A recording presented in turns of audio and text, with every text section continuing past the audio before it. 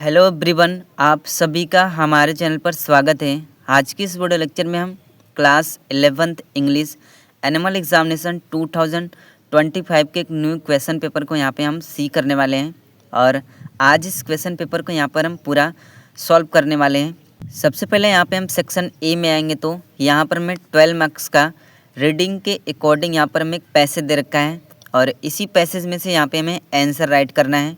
सबसे पहले यहाँ पे हमें पैसेज को अच्छी तरह से यहाँ पे हमें लर्न कर लेना है। जैसे पैसेज हमारा यहाँ पे दे रखा है, the best part of life every man's education is that which is gives to himself. The best part of life, जीवन का सबसे अच्छा हिस्सा, every man's education is that which is gives to himself. Every man's education, हर व्यक्ति की शिक्षा, is that वह है, विच ही गिव्स टू हिमसेल्फ, जो वह खुद को यानी स्वयं को देता है। तो पूरा मिला के यहाँ पे क्या हो जाएगा, जीवन का सबसे अच्छा हिस्सा हर व्यक्ति की शिक्षा वह है जो खुद को देता है यानी जो स्वयं को देता है। The education received at school और college but a beginning and is valuable chiefly because it trains the mind and make it accustomed to continuous application and study. The education received at school व college, school और college में प्राप्त शिक्षा, अ beginning एक शुरुआत है, school व college में प्राप्त शिक्षा एक शुरुआत है, एंड और इज़ वैल्यूबल और यह मूल्यवान है, चीफली मुख्य रूप से, और यह मुख्य रूप से मूल्यवान है, बिकॉज क्योंकि it trains the mind and make, क्योंकि यह मन को जागृत करता है, इट अकस्टम्ड, यह अकस्टम का मतलब होता है अभ्यस्त बनाना, यह अभ्यस्त बनाती है, टू कंटिन्यूअस निरंतर, एप्लीकेशन आवेदन, एंड स्टडी अध्ययन को, क्योंकि यह मन को जागृत करती है और उसे निरंतर आवेदन और अध्ययन के लिए अभ्यस्त बनाती है। इस तरह से यहाँ पे हमें पैसेज के हिंदी अर्थ के बारे में यहाँ पे हमें समझ लेना है। क्वेश्चंस किस तरह से पूछा गया है। पहला क्वेश्चन यहाँ पे दे रखा है, वाई इज एजुकेशन वैल्यूबल, शिक्षा मूल्यवान क्यों है। इसका आंसर यहाँ पे क्या हो जाएगा, यहाँ पर हम देखेंगे तो because it trains the mind and make it accustomed to continuous application and studies, क्योंकि यह मन को जागृत करती है और उसे निरंतर आवेदन और अध्ययन के लिए अभ्यस्त बनाती है। इस तरह से ये हमारा आंसर हो जाएगा। तो यहाँ पर हम देखेंगे तो बिकॉज से लेकर स्टडी तक ये हमारा आंसर हो जाएगा। इसके बाद क्वेश्चन नंबर बी यहाँ पे दे दिया है, when does knowledge become our property, ज्ञान कब हमारी संपत्ति बन जाती है। इसका आंसर यहाँ पे क्या हो जाएगा, यहाँ पर हम पैसेज में देखेंगे तो विच वी से लेकर which we required by effort knowledge acquired by labour become a position of property entirely our own, यहाँ तक ये हमारा आंसर हो जाएगा। इसके बाद क्वेश्चन नंबर सी यहाँ पे दे दिया है, विच एजुकेशन इज़ मोर यूजफुल, कौन सी शिक्षा अधिक उपयोगी है। इसका आंसर यहाँ पे क्या हो जाएगा, यहाँ पर हम पैसेज में देखेंगे तो that which is put into us by other is always, यहाँ से पूरा लाइन यहाँ पे हम लेकर अवर ओन तक, ये हमारा आंसर हो जाएगा। इसके बाद क्वेश्चन नंबर डी यहाँ पे दे दिया है, write the synonym of the word accustomed, यहाँ पर हमें अभ्यस्त का सिनोनिम बताना है, समानार्थी शब्द बताना है। इसका जो समानार्थी शब्द हो जाएगा, सिनोनिम हो जाएगा, वो रेगुलर हो जाएगा। इसके बाद क्वेश्चन नंबर ई यहाँ पे दे दिया है, write the antonym of the word acquired, यहाँ पर हमें कन्क्वेयर्ड का अंटोनिम बताना है, पर्यायवाची शब्द बताना है। कन्क्वेयर्ड मीन्स होता है विजय, इसका जो अंटोनिम हो जाएगा वो लिबरेट हो जाएगा। इसके बाद सेक्शन बी में आएंगे तो यहाँ पर राइटिंग से रिलेटेड जो क्वेश्चन है यहाँ पे पूछा गया है। क्वेश्चन नंबर सेकंड यहाँ पे दिया है, right an article on any one of the following, किसी एक टॉपिक पर यहाँ पर हमें आर्टिकल लिखना है। जैसे आप दे रखा है माई एजुकेशन, मेरी शिक्षा पर। दूसरा यहाँ पे दिया है चाइल्ड लेबर, बाल श्रम पर। आर्टिकल आपको किस तरह से लिखना है, मैंने आर्टिकल टॉपिक पर पहले से एक वीडियो बना रखी है, चैनल पर आपको मिल जाएगा। क्वेश्चन नंबर 3 में आएंगे तो write a letter to the editor of a newspaper about frequent break down of electricity in your locality. अपने इलाके में बार बार बिजली गुल होने के बारे में किसी समाचार पत्र के संपादक को यहाँ पर हमें पत्र लिखना है। 10 मार्क्स का जो क्वेश्चन है यहाँ पे पूछा गया है। इसके बाद सेक्शन सी में आएंगे तो ग्रामर से रिलेटेड 14 मार्क्स का जो क्वेश्चन है यहाँ पे पूछा गया है। क्वेश्चन नंबर 4 यहाँ पे दे दिया है, change the following as a directed. निर्देशित के अनुसार यहाँ पे हमें चेंज करना है। पहला यहाँ पर दे रखा है he said to me which is his name, यहाँ पर हमें इसको इनडायरेक्ट स्पीच में चेंज करना है। इनडायरेक्ट स्पीच में यहाँ पे हम इसको चेंज कर देंगे तो he asked me what his name was, इस तरह से ये इसका आंसर हो जाएगा। इसके बाद क्वेश्चन नंबर 2 यहाँ पे दे दिया है bring a glass of water, इसको हमें यहाँ पे पैसिव वॉइस में चेंज करना है। पैसिव वॉइस में इसको हम चेंज कर देंगे तो let a glass of water be brought हो जाएगा।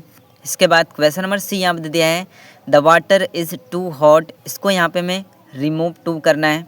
ठीक है, इसमें रिमूव टू करके एक सेंटेंस बनाना है। तो यहाँ पर हम टू को रिमूव कर देंगे तो जो हमारा सेंटेंस बन जाएगा the water is extremely hot हो जाएगा।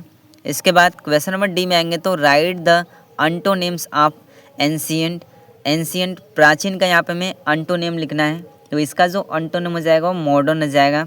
इसके बाद क्वेश्चन नंबर ई यहाँ पे दिया है write the synonym of allow. Allow means अनुमति, अलाउ का यहाँ पे हमें सिनोनिम बताना है, इसका जो सिनोनिम हो जाएगा वो सपोर्ट हो जाएगा।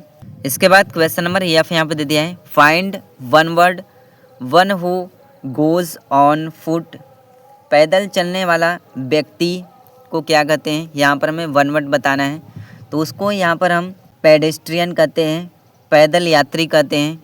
इसके बाद क्वेश्चन नंबर जी यहाँ पे दे दिया है use the following pair of words to make the difference in meaning. निम्नलिखित शब्द युग्म के अर्थों में यहाँ पे हमें अंतर बताना है। जैसे दूसरा यहाँ पे दे रखा है ब्रेक ब्रेक, तो सबसे पहले यहाँ पर हम इस ब्रेक का जो मीन्स जानेंगे। इसका जो मीन्स हो जाएगा break means to separate into pieces, टुकड़ों में अलग करना होता है।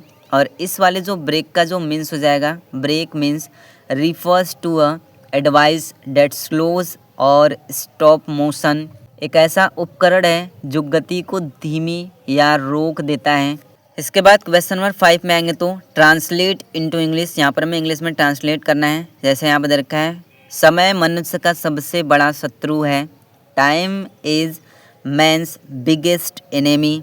इसके बाद इसका पालन न करने वाला मनुष्य कभी सफल नहीं होता है, man who does not follow it is never successful. इस तरह से यहाँ पे हमें इसको ट्रांसलेट कर लेना है। इसके बाद सेक्शन डी में आएंगे तो लिटरेचर से रिलेटेड जो क्वेश्चन है यहाँ पे पूछे गए हैं। क्वेश्चन नंबर 6 में आएंगे तो answer the following question in about 40 words, यहाँ पर हमें 40 वर्ड्स में आंसर देना है। पहला क्वेश्चन यहाँ पर दे रखा है how did the narrator and grandmother become good friends. कथावाचक जो नराटर थी और दादी माँ ग्रैंड मदर की दोस्ती कैसी बनी।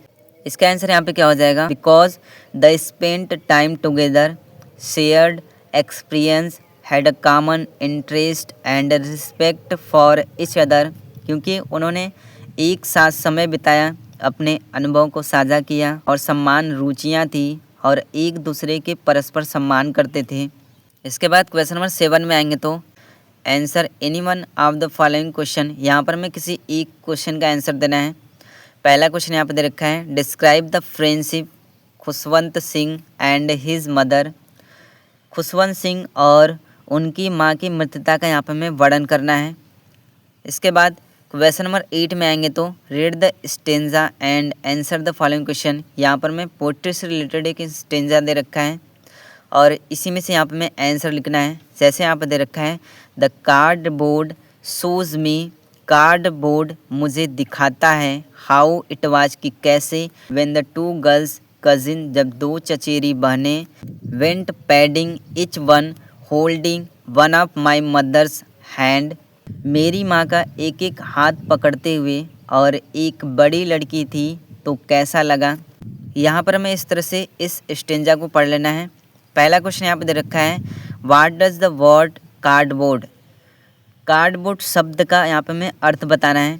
तो इसका अर्थ यहाँ पे क्या हो जाएगा, cardboard in the poem refers to the photograph. कविता में कार्डबोर्ड फोटोग्राफ को दर्शाता है, ठीक है, फोटोग्राफ इसका अर्थ हो जाएगा। इसके बाद क्वेश्चन नंबर 9 में आएंगे तो यहाँ पर हमें 2 क्वेश्चंस का आंसर देना है। क्वेश्चन नंबर ए यहाँ पे दे दिया है, why has king Tut's body been subjected to repeated scrutiny. राजा टूट के शरीर की बार बार जांच क्यों की गई। इसके बाद क्वेश्चन नंबर 10 में आएंगे तो answer the following question is not more than 150 words. यहाँ पर हमें 2 क्वेश्चंस का आंसर देना है जो कि 150 शब्द से ज़्यादा नहीं होना चाहिए।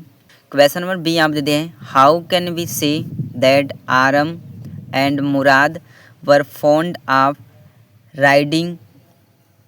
हम कैसे कह सकते हैं कि आरम और मुराद घुड़सवारी के शौकीन थे। इसके बाद क्वेश्चन नंबर 11 में आएंगे तो give the central idea of any one of the following poems. किसी एक पोएम पर यहाँ पे हमें सेंट्रल आइडिया लिखना है। 4 मार्क्स का क्वेश्चन यहाँ पे पूछा गया है। जैसे आप दे दिया है, a photograph, the voice of the rain. The voice of the rain central idea की वीडियो मैंने पहले से अपलोड कर रखी है, चैनल पर आपको मिल जाएगा। तो इस तरह से एनुअल एग्जामिनेशन 2025 के क्वेश्चन पेपर में जो क्वेश्चन से पूछे गए हैं, वीडियो पसंद आए तो वीडियो को लाइक कर दीजिएगा, साथ ही हमारे चैनल को सब्सक्राइब कर दीजिएगा।